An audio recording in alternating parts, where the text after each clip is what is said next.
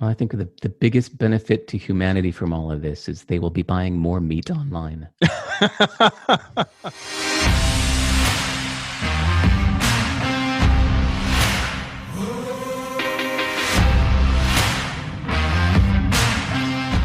Hello, ladies and gentlemen, and welcome to the Live Your Mission Show, brought to you by Mission Meets, where our guests share their most actionable advice so that you can live a more mission-centered life. I'm your host, Peter Alwood, and today we are joined by one of my favorite writers, Derek Sivers. But before we get to that, here's what's going on over at Mission Meets headquarters. All right, guys, I just want to talk to you real quick about something we rolled out that has had some really positive response, more than I even thought, is we put together some $99 bundles. And why is that exciting? I think people are tired of clicking around to figure out what was in stock and what flavors they should try. And so we put together a bunch of different bundles. One's called the Mix of Sticks. It has some cracked pepper pork, original beef, jalapeno beef, original turkey, jalapeno turkey. We also have the I Can't Stay Out of My Snack Supply bundle, specifically for the coronavirus. And so we've got some flavors there. The original snacks bundle, spicy snacks bundle, et cetera, et cetera, et cetera. And people just seem to be loving those because you get to try some vetted flavors, the ones that we feel like are most likely and most purchased together. You don't have to hunt around. You don't have to add a bunch of different things to the cart. You don't have to wonder if it's in stock. You can just one click and buy that baby. So check those out. Go to missionmeats.co, click on the bundles in the top snacks navigation bar, and you'll find all those different ones there. And if you're feeling really crazy, we got the Mother Load bundle, and it's got just a stupid amount of snacks in it. So check that out. All right. Now back to the show. All right, so now on for our guest, Derek Sivers.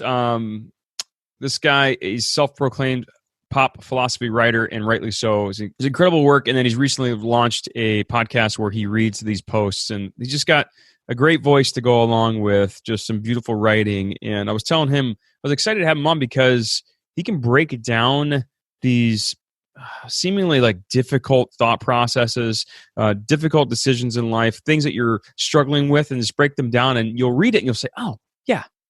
Okay, yeah, that's not that difficult, or that's not hard to flush out. Like one of the blog posts that I mentioned in the show is about how you don't need to make your art your business and your business your art. They can be two separate things, and how that's totally acceptable. And those are the things that, like, a lot of people, including myself, who struggle with. You're like, oh, I should be following my passion.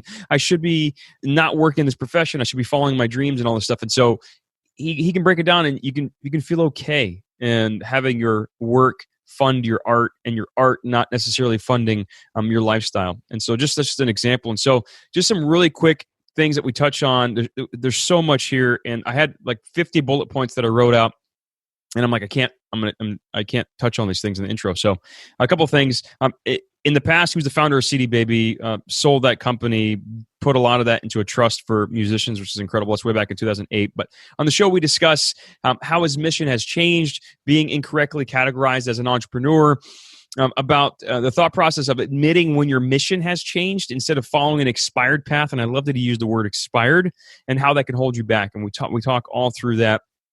Asking yourself who your heroes are and how that can steer what you should be doing next. The wisdom of terrible failures and how the failures can be a good thing. We can really look at them in a positive light. How money affects the definition of what you do. When somebody asks you what you do, how money can affect that. And he talks all through that.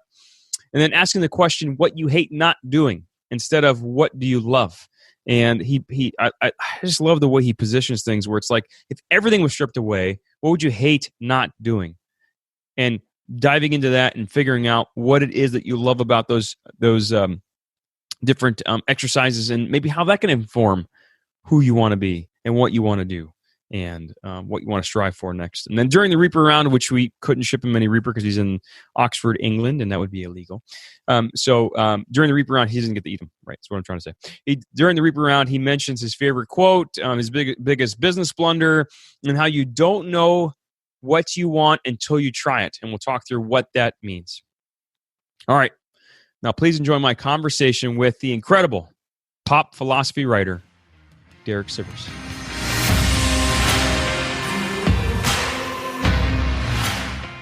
Derek, welcome to the show. Thanks, Peter. Good to Hey, see you man. again. It's really great to talk to you again. It's been about 4.5 years. We were just talking about last time we chatted was on Yeah. Slow Hustle podcast. And we'll just dive right in, man. So the first question, when someone asks you what you do, what do you say? And is that your current mission or is it something different? You know how to dive right in. All right. Well, for 15 years, I was a musician. And so my mission was to be a great songwriter and performer. Then for 10 years after that, I made CD Baby. So my mission was to help musicians by building a great distribution system for them. But then I sold CD Baby. So now I guess I'm a writer of pop philosophy. And my mission is to see different perspectives on life. Never thinking that one is correct and the others are wrong, but instead trying to find different ways to look at this, multifaceted life, find another way of looking at it. And then, of course, I have to write about it in an interesting and memorable way. Yeah. And why are you the right person for this? Like, why are you the right person for the job? Because I'm retired. Because I don't work for money anymore. I haven't earned any money since 2008. Wow. Everything I do, I just do for intrinsic reasons because I want to. Actually, I pretty much do everything for at a loss. You know what I mean? I've been losing money since 2008. That should be like my proud slogan. So I just feel that it's the right time for me to do something like this. I feel that most people are too busy to be thinking almost worthless thoughts like, what's another way to look at the question of how to live? Most people are just, they got to get on with their lives. They got stuff to do. They don't have time to sit around and ponder that, but I do. Yeah. So I got a couple, I guess, follow-ups on that. One is, how are you able to do that? You say you're retired and like you can financially afford to do that, but mentally, how do you get over the hang up of not having to produce in that sort of way?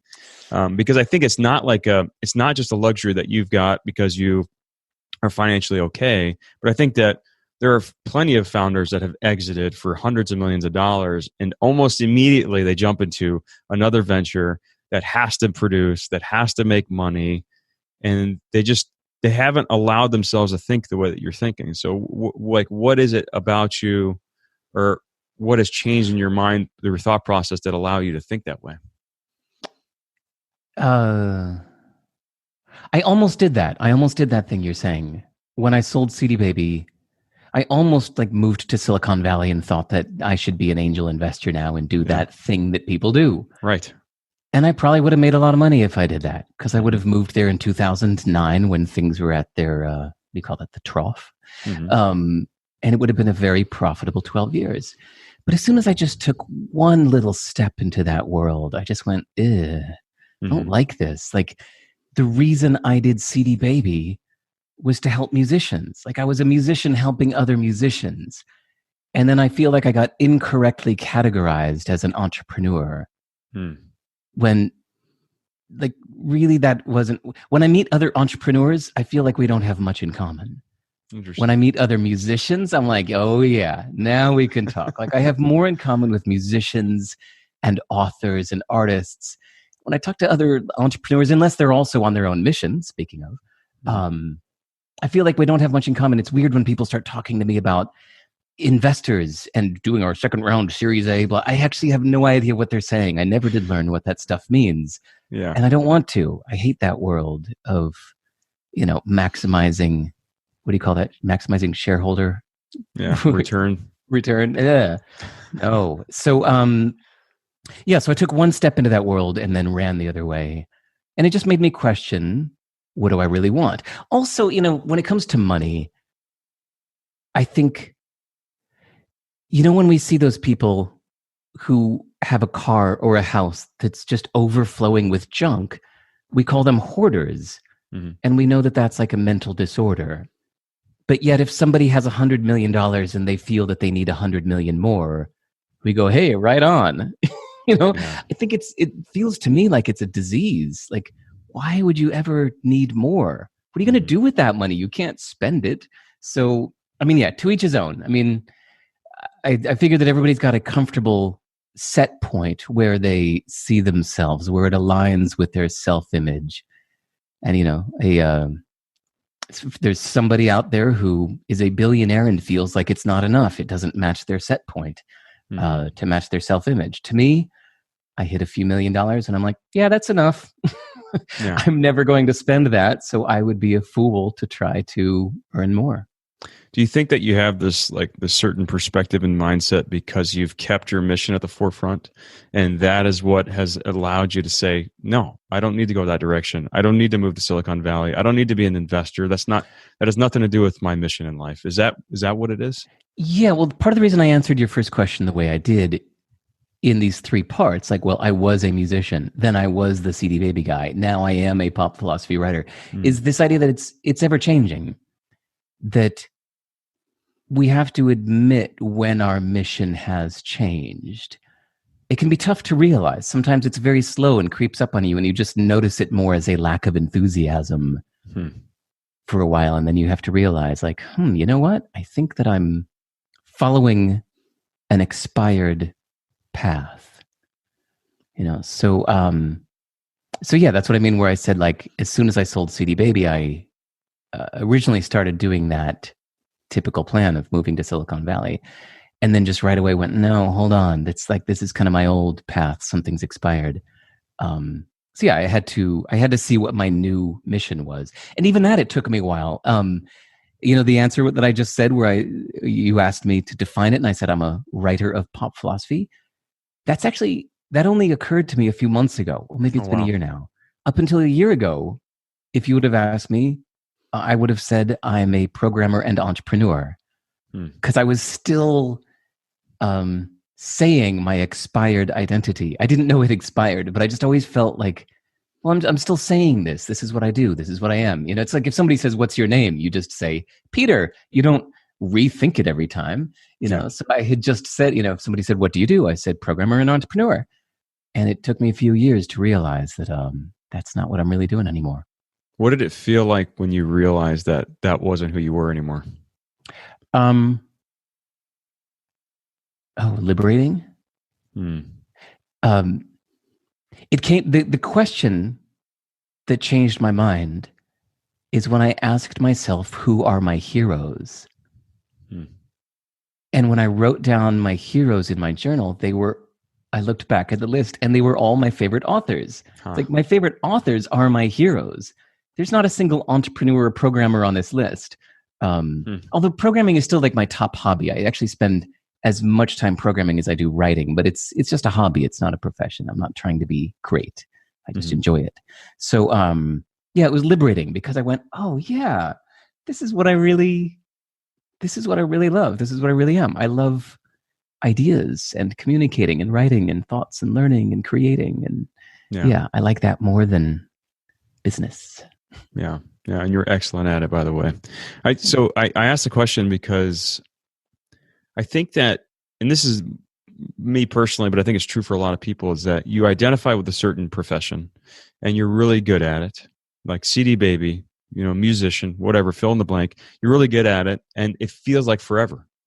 It feels like this is what you're supposed to be doing. Right. And when it comes to an end, you feel like a failure. It feels like, oh, I was supposed to be good at this forever and I'm not anymore. And now what do I do? Did I just fail? But it's just so weird, because jobs come to an end and businesses come to an end, and you lose your work, and then you find a new job, and it's a little bit painful, but it's not an identity crisis. But for some reason, as a founder, as an entrepreneur or a writer or musician, if that comes to an end, as you say, expires, it feels like you failed. When instead, I always think of Richard Branson said something a long time ago that I found really fascinating. He says it was good while it lasted, which is completely different. Yeah, nice. Right? It's like, it was great, and now I don't do that anymore. I'm going to make even one more comparison for you. Okay. I was married for 6.5 years, and it was great.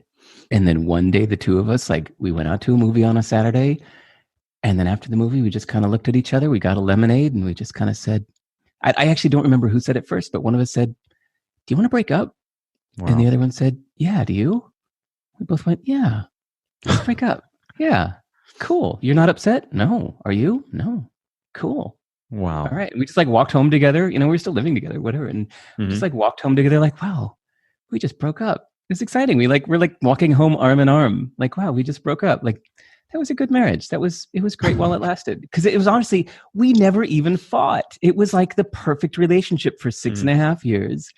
And then we were just going other directions in life. And it had just this beautiful ending, like this most amicable. Like, I actually left that night. I was just so excited to move on with my life that while she was asleep that night, I packed the car and I left, and I haven't seen her since. And it was just like no hard feelings. It was like, that was the perfect ending. Wow. We actually, in our 6.5 years together, we fought once. About 4 years into the relationship, we had one fight ever about whose turn it was to clean the bathroom. And that was our only fight in 6. It was a great relationship. And so, point is, I'm saying all this because, was that a failed marriage? No, it was a great marriage. Yeah. Yeah. I love that you said expired, because like things have an end date. And I think that the danger is that we feel like who we are is tied to what we're presently doing. And when that comes to an end, it feels like you have come to an end, versus like that was a chapter, and then that was a great chapter, and now there's a new chapter, and that's okay. Yeah. Right. Yeah. Chapters coming to an end doesn't mean the book is bad. It means there's something else to say. Nice metaphor. Yeah. So did you have any idea that you'd end up being where you're at now? It's pop philosopher, right? Writer. Oh yeah. It was really deliberate. See, when I sold CD Baby, probably because of what we're just talking about, I got a little lost. I couldn't see any future because I really did think I was going to do CD Baby until I died. Like, actually, you could hear me. NPR did a story on me back in, I think, 2004. And in that interview, I think like the closing question is, my answer is, oh yeah, I'm just going to be doing this until I die. Even someday in the distant future when nobody buys CDs anymore, it'll just be me here alone in the warehouse shipping one CD a day to that freak who wants one. And I meant it at the time. I fully meant it. That wasn't some kind of posturing. So, then like weird life circumstances, and I sold the company. And to me, selling the company felt like a bit of a failure, partially because of what we're talking about. Partially because, I just kind of messed things up at the end, and that's why I had to sell. But yeah, so afterwards I was a little lost. I couldn't see any future. I was just kind of drifting. I was reading interesting books. I was learning a lot. And at the time, this is back in 2008 and 9, I was watching TED Talks a lot. I used to be into TED Talks. And then while sitting on a plane on the way to a friend's wedding, all of a sudden I had this like flash of inspiration. I was like, I know what I want to do. I want to be one of these like writer, speaker, thinker kind of guys. I want people to want to hear my thoughts and read my articles. And I want TED to invite me to speak on stage. And I was like, this is my mission. I'm going to make this happen. And I just dove into it with an intensity. I like practiced. I did very deliberate practice of my writing every single day, hours a day, found out how I could get into TED. And yeah, within a year I had done it. So yeah, it was very deliberate. That's incredible. So the listener, why should they care about what we're talking about? What do you think the implications are as far as like this sort of mindset and thinking about expiration date, et cetera? Oh, I don't know. Everybody applies it to their own life, right? I mean, I think it's kind of funny. It's amusing that people only want to listen to somebody who's had some success. And I found out, I mean, that's kind of why I got invited to speak at TED, is because opening line of my bio is just like, he built and sold this company. And they're like, oh, okay. He's a legitimate person with something to say. It's kind of ridiculous that people would listen to me because of something I've done in the past. I really like it. That's one of the things I love about books is detaching the author from the message. Like there's some books where they actually like put a picture of the author on the cover.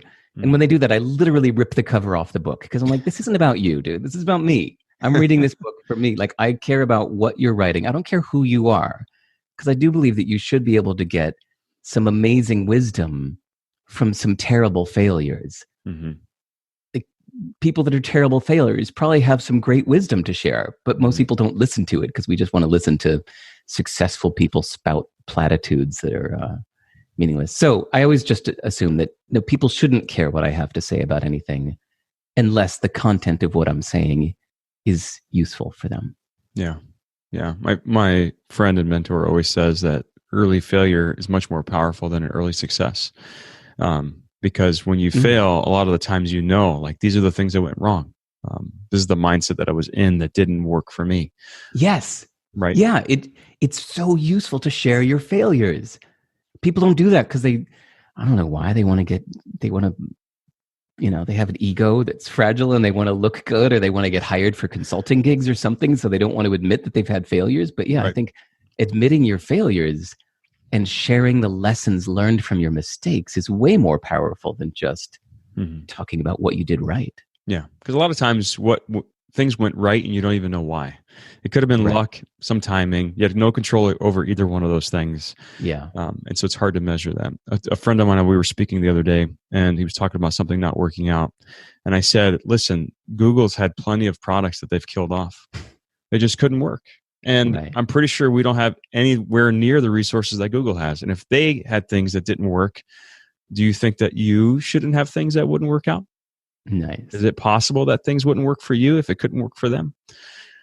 So it's very interesting that we don't want to fail and we don't want to share those things. So of all the things that you had to get better at in your journey, what was the hardest? Hardest? I really don't think anything was hard. Okay. And sorry, it makes it sound like I'm doing that thing, like not talking about my failures. But no. All right, I've got a metaphor for you. Okay. At the ripe old age of 44, I lifted weights for my first time. I was living in New Zealand next to a local weightlifting gym, and I kept hearing that it wasn't just for vanity, but especially as you age, it's just really good for your skeleton and keeping your bones strong. And I was like, all right. So I went to the local weightlifting gym, and I was like, talked to the owner, who was an expert, and said, can you show me what I'm supposed to be doing here? So he told me something really surprising and interesting, which was, I told him that I'm a little scared of this because a few times in the past, like if I was staying at a hotel, I would go use the gym in the hotel, and I would lift too much or do too much because I hadn't been to a gym in months. And then for the next 3 days, I'd be like, ow, my legs, everything hurts. I'd get so sore for days. So I told him that I'm scared of weightlifting because of that soreness. Like it's miserable. And he said, oh man, he said, no, professional weightlifters. He said, look, even those guys that you see that are like giant and massive, either visually massive or the guys that are more what they call power lifters, where it's not bodybuilding. It's just like learning how to lift as much as you can. Mm-hmm. He said, most of those people have never been sore a day in their life. I was like, how is that true? I said, first are you kidding? No, he's serious. How is that true? He said, because they only add incrementally 2 to 5 pounds per workout. You'd only do a workout every day or two. And every time you lift, you never add more than 2 to 5 pounds over what you did last time. It's always incremental. And he said, you can go all the way up from being able to, squat 70 pounds to squat 400 pounds. And if you did that in increments of 5 pounds, you will never be sore. And sure enough, he's right. So I've been doing it ever since. And yeah, I've never, ever been sore from weightlifting as I've doubled all my weights. So I think that's the metaphor of like, in all the stuff I did in the past, even with my business, and even I had like a few big giant mistakes, nothing was hard. It was all just fun. I enjoyed it. Mm-hmm. And incremental, like just one foot in front of the other. Yeah. Never felt like there was huge inflection points. You were just like, making progress, slow and steady. You break everything into tiny little tasks that are interesting. If you do come upon something that seems like really hard, well, then you just stop and you break it down into smaller projects. Mm-hmm. Nothing ever felt hard. That's huge. I think it's excellent advice because I think starting out whether you're a new founder or, been in it forever, you feel like you want to do all the things right away. And Right. it feels Yes. daunting and it feels impossible. And then you try to do them all at the same time and you get incredibly sore, very painfully sore. Right? Thank you for continuing the metaphor. That's a great one. I had, when I'm actually, I try not to hurt people's feelings, but I laugh a little bit when somebody has started a new business. They've been at it for a few months and they say, it's not going well. It's not taking off like I wanted it to. Yeah. I'm like, dude, it's been a few months. Like CD Baby didn't really start going well until it was 4 years into it. Yeah. Like the first year was just me doing it in my spare time. The second year was me and one guy doing it full time. And then like the third year I had like 2 employees and it was still just like, it was okay. It wasn't until the 4th year that it really started doing well. And then it took off. Yeah, it takes time. It takes so much time. And it's like the 10-year overnight success, right? It's like it just takes a while. And then even bringing it back to the very beginning, it's like if your mission stays pure, then you can have clarity on the decision making and how you're taking that one step in front of the other in the direction that you're going, because you don't become impatient. You don't get driven by the money. Although money's important, it'll keep your business afloat. But it's more so like sticking to the mission and just one foot in front of the other, not getting impatient. And then that way you don't get the soreness and, get off track and find yourself way expired. So, and this is using all of our past references here. I like putting them all in one sentence. You're an expert, man. So, knowing what you know now, how would you have done this differently? And this could be life. This could be the writing, however you want to pick. Actually, probably the thing that I said maybe 20 minutes ago about where I kept calling myself an entrepreneur and programmer for 8 years, even though really in my heart, I was actually an author, but I wasn't admitting it. I guess the only thing if I would have done it sooner, I would have changed that. I wish that I would have realized that earlier, because I think I spent 10 years kind of not writing, or really I would spend hours a day writing privately. So in my journal, in my diary, or just to friends or whatever, hours a day writing. But because I didn't think of myself as an author, I never shared that stuff. So it really wasn't until a year or two ago I realized that. So yeah, I wish I would have realized earlier. So now I'm taking it more seriously and I'm finishing my 3rd book and starting to get them all selling. And I plan to keep making lots of books because now I'm taking it seriously. Yeah. Do you think that if you were trying to sell this product or trying to sell your writing, that it would have changed the way that you would have looked at it? Like if you had that financial motivation, it would have changed the way that you had proceeded? Oh God, yeah. Okay, so sorry. I want to be clear. When I say taking it seriously, I'm not actually talking about the money at all. Okay.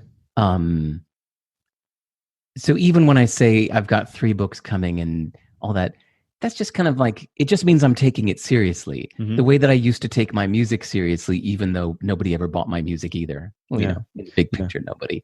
But I took it very, very seriously for 15 years.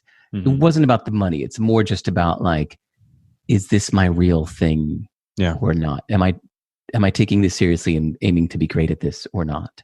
Yeah. So, yeah. But yeah, but I guess if you were writing for money though, do you think that, or if you had to, I guess, let me rephrase. If you had to sustain yourself on your writing, would you have taken it more seriously? Would it have changed? Oh yeah. Yeah. I mean, a friend of mine is, she's a very professional author, and it's fascinating how detached she is from it.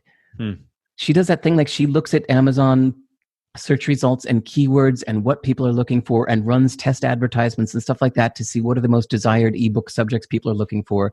And then she will quickly go write an ebook on that subject in order to get maximum profits for her ebooks. And she's doing really well. I mean, she's making, like very healthy 6 figures per year just writing ebooks.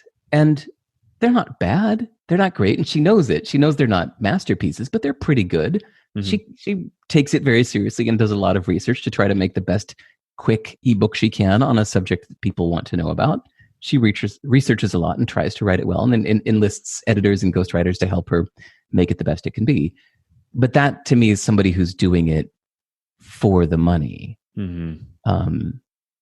That's an approach. Same as even in music, there are people who, most songwriters we know, write from their heart. They write from their feelings, right? But there are professional songwriters that this is their business. They analyze the top charts. They see what keys and what tempos are selling the best right now, and they specifically craft a song to match today's zeitgeist to sell it to current pop stars or the next pop stars. They do it in a very crafted, calculated, very professional, this will make the most money kind of way.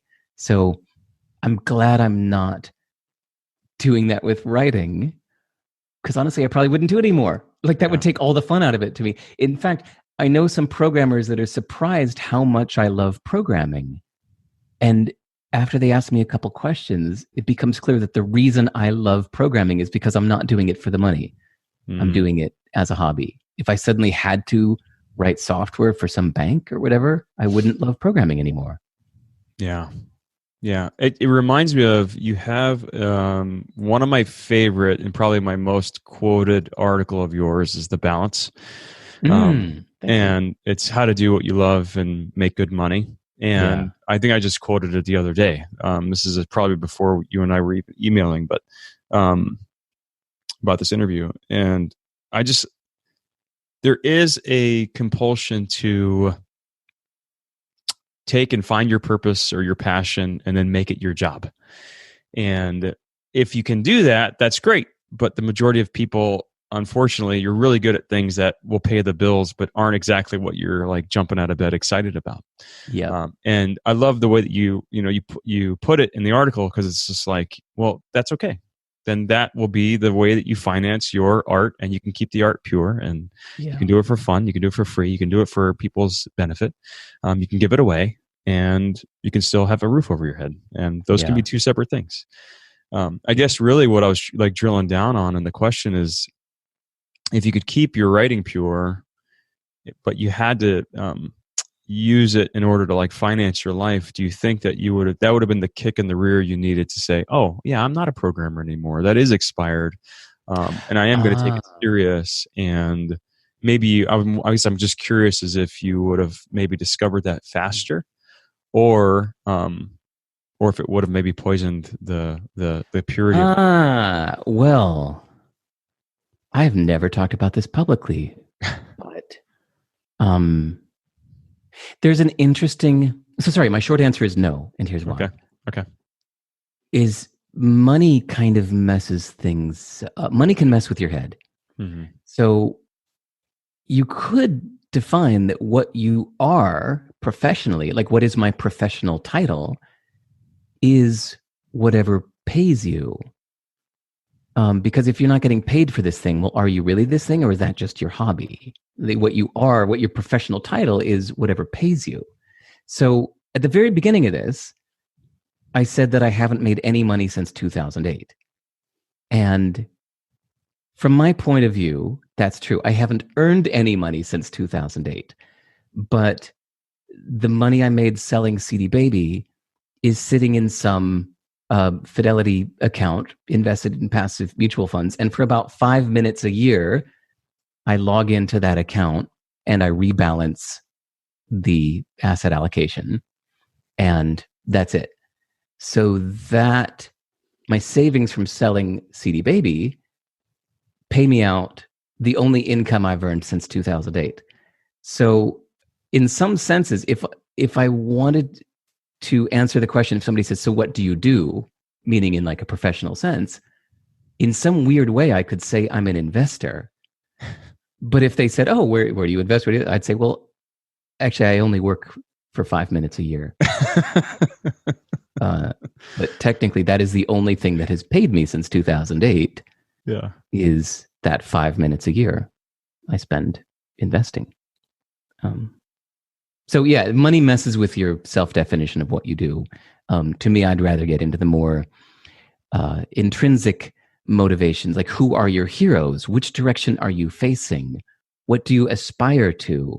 What fascinates you the most? What do you most want to do? And my favorite one is, what do you hate not doing? So those of us that are wondering, I don't know, what do I love? I'm not sure what I love. Well, okay, well then stop everything and see what you hate not doing. And what do you hate not doing? Is it the writing? Writing. Yeah, that's my thing. I could do without. I would miss programming a lot. I do hate not programming as well. That's my strong secondary thing, but purely a hobby. But writing's the thing that I really hate not doing it. That's my number one. Do you think we as a human race have this disease of chasing the money, and that just muddies everything? And that's how we find ourselves 2 decades down the path and wondering, like, how the hell did we get here? And when did I stop loving what I did?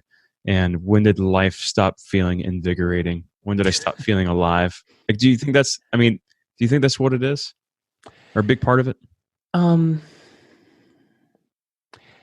I think actually money is a fascinating, neutral representation of value.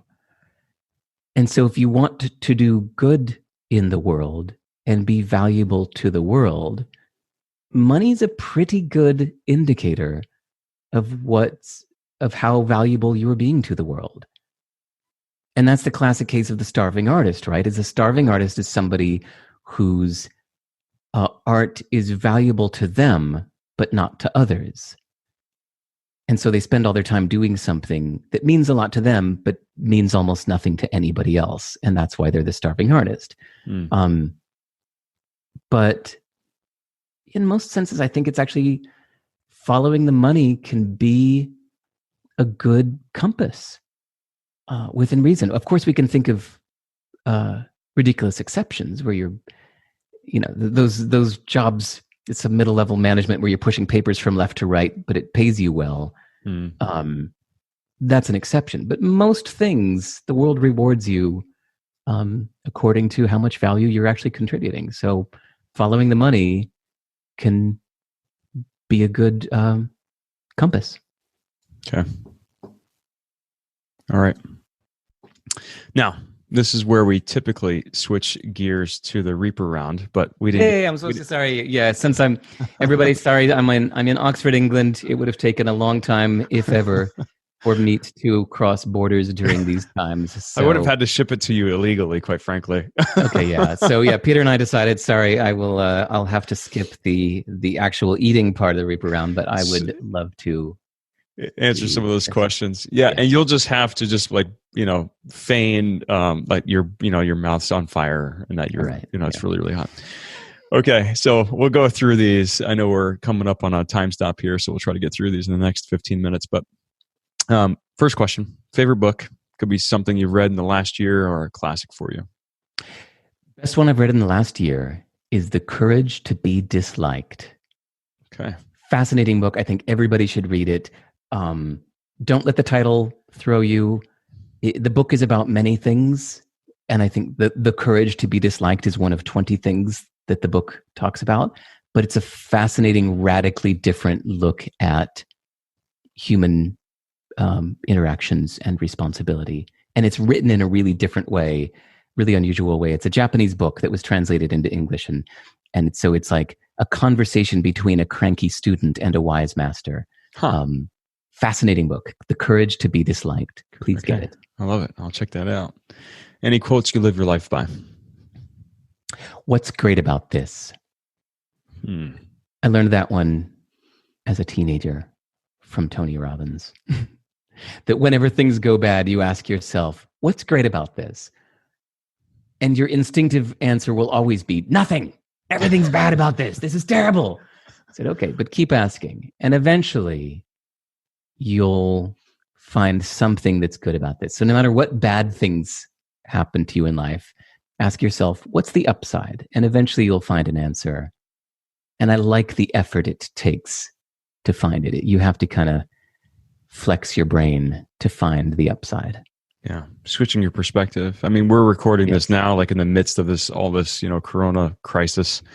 And all of my conversations have been around like, what can we benefit from this? How are we going to look back and feel like, wow, this was such an inflection point, either for you personally or for your business or for the economy, and kind of finding and fleshing out some of the positivity. Like, I mean, I think that technologically there's going to be some major advancements here because we were forced to be able to communicate, or specific businesses were forced to actually innovate in places where they knew they needed to, but they hadn't, and they've kind of put it on the back burner, and now you had to.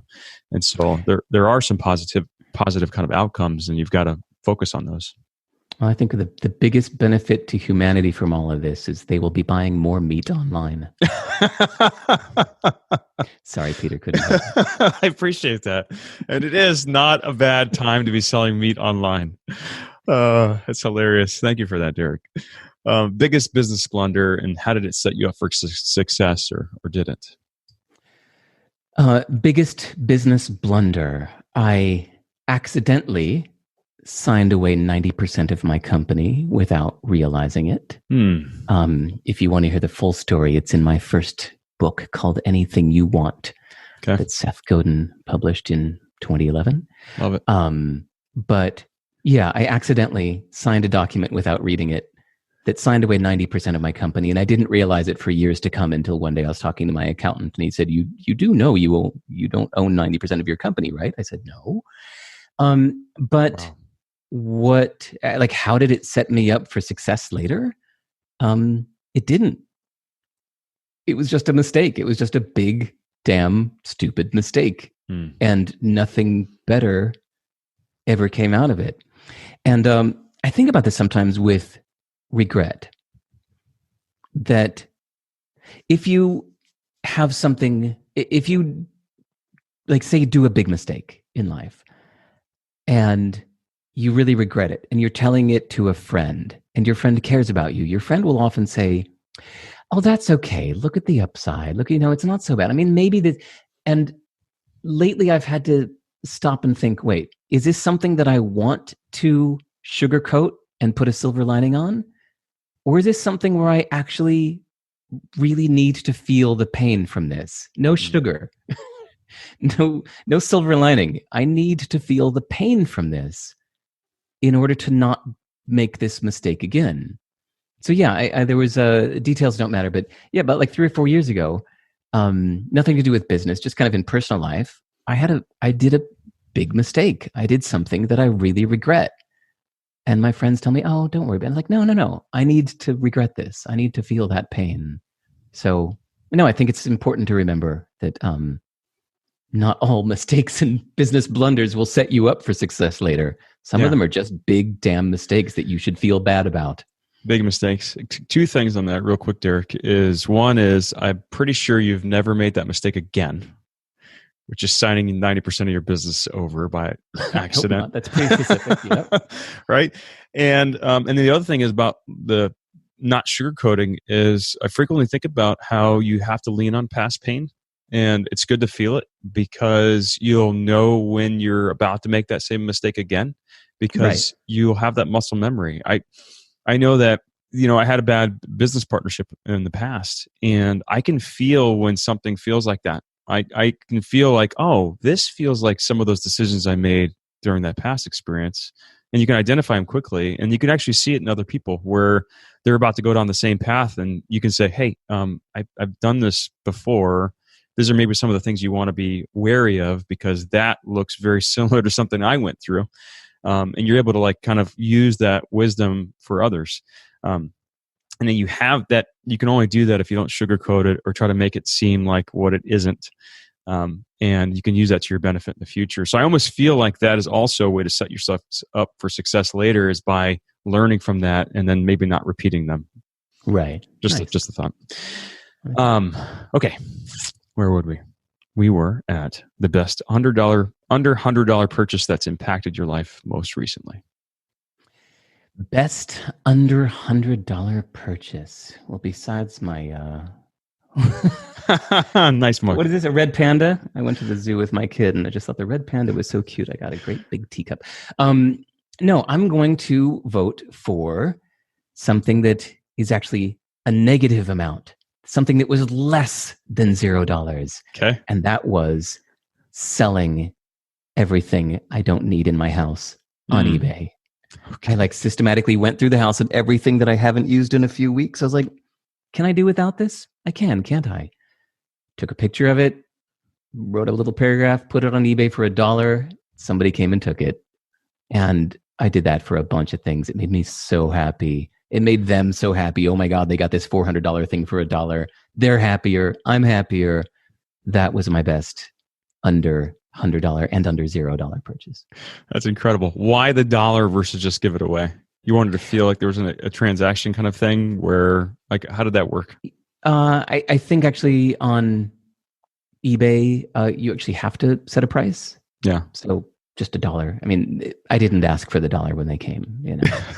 I just wanted to find somebody who actually wanted this thing. That's the idea. Instead of leaving it on a street corner and getting somebody who just happens to be driving a truck to throw it in the back, I wanted to find somebody that was specifically looking for this thing.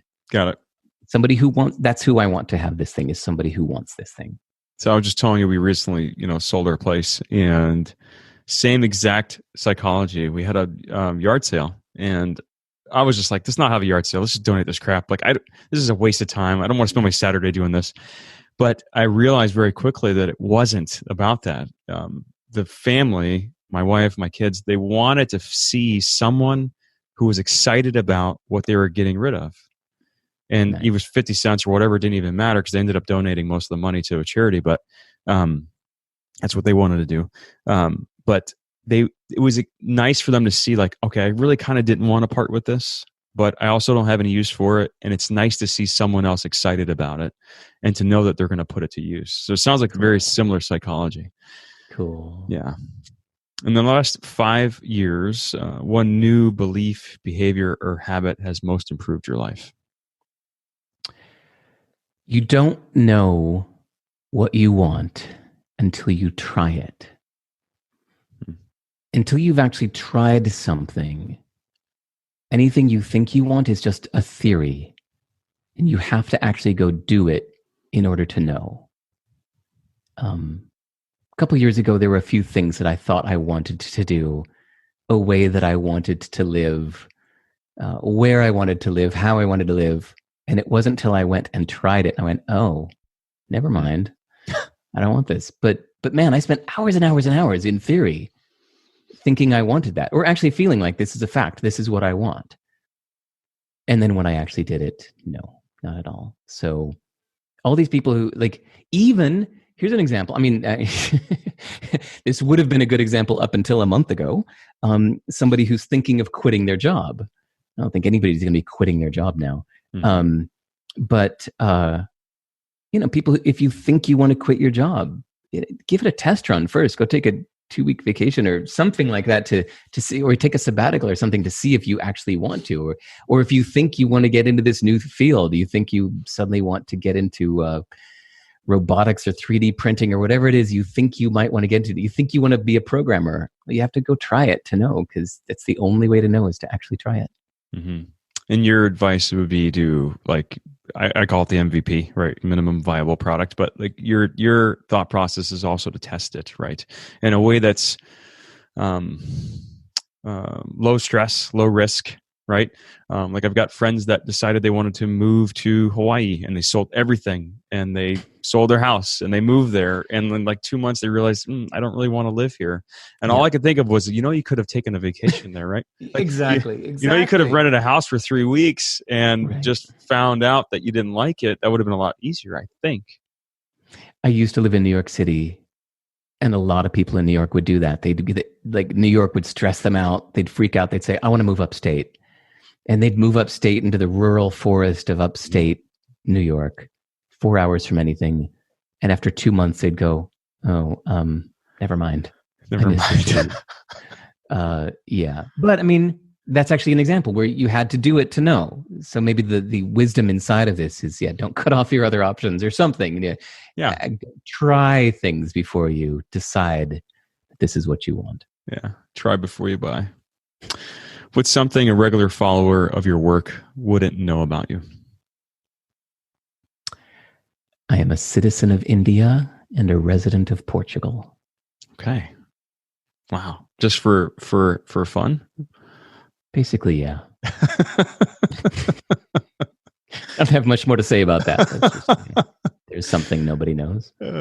What should I have asked you, but I didn't? Oh. Sorry, I hate that question. I don't know. If I had something I wanted to say, I would say it. I don't need to wait for you to ask me to say something. I'd say it. You're probably the only person that's true with. I love that. And I usually end with your favorite Mission Meats flavor, but I don't think you've tried our stuff yet because we can't get it to you. Sorry. Yeah. Someday. What's your guess? So spicy where in California are you? I'm in Southern California. Yeah, South Orange County. Oh, nice. I miss LA. I lived in LA for years. And, did you?